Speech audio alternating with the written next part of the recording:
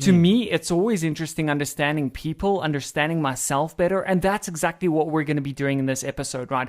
Is giving you a formula that really is so universal. It speaks to what motivates people, what motivates yourself. Exactly. And so by looking at these 4 or 5 different stages that you go through in life, things that motivate you, you'll start understanding yourself a lot better. You'll start understanding why it is that you keep trying to enforce your vision and your opinion upon other people.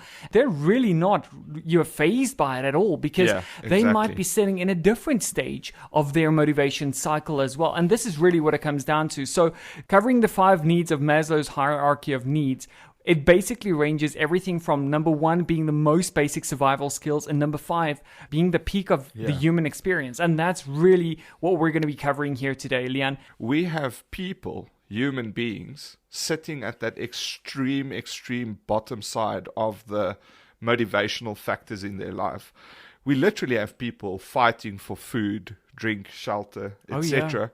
I've got a lady that works in my house that helps me clean my house that is barely past point 2, being safe and at least being able to hide from the elements of rain and bad weather and stuff like that. And that it's a frustrating thing for me, because especially when I speak to her, she's such a smart person.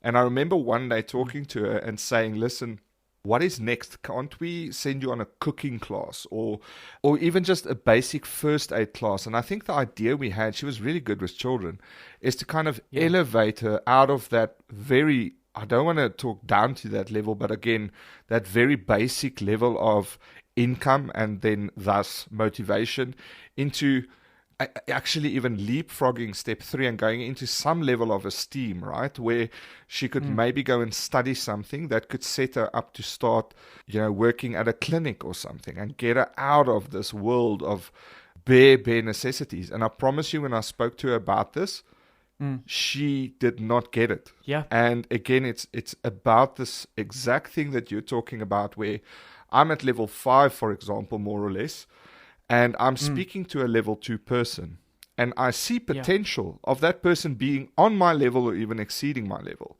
but they can't see it yet because they're stuck on level 2, and they literally every day, while you're talking to them about, dude, you can make 10,000 Rand a month and you can stay in a much better house, they're like, listen, but I still need to put porridge on the table tonight.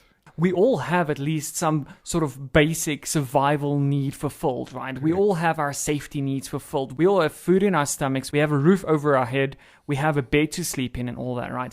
It's struggling with the belonging on a constant basis. Maybe you just joined a new job. Maybe you just started dating someone new, and all of a sudden you need that acceptance from them, right? Or maybe you just got married and the family's just not accepting you. Maybe you're in a new social dynamic where people aren't really accepting you and you still have to sort of fight for their approval. But I think the 4th one is very interesting as well. This is where once we've achieved that, once we have a sense of belonging, once we have a sense of love and lovingness around our friends and our family and our intimate partners and all of that, we start striving for our own achievement, mastery of skills. We start striving towards maybe building up your own self-respect or building up the respect that others have for you. And this is where we really start trying to excel at work, excel at everything that we do in our lives. And it's only really once we've achieved the first 3 stages that we can fully and 100% start focusing on our esteem needs, right? You can really apply a lot of this logic to the workspace as well, right? If you think about the psychological and physiological needs of your people, the first thing that you can really work on is just make sure there's comfortable working conditions, some reasonable work hours, and just ensure that people get the necessary break times, bathroom times, eat and drink times, those kind of things. The basics. I mean, really, it's level 1 stuff, but you'll be surprised how many people out there are slaving and the bosses just don't care. They just need to churn out some sort of product. When it comes to safety, it's again, I think, overlooked by many of us, but something like secure compensation, just knowing where your next paycheck is going to come from and having that level of job security means the world to a lot of people. Just to know that, listen, I'm only making 5,000 Rand a month, or let's say, what is that? Like $500 a month, but at least it's guaranteed. I can bank on it. I'm living paycheck to paycheck. If that train stops, I'm completely screwed. if just to know that that money is coming in is already a very, very nice safety need that you can kind of help your staff with.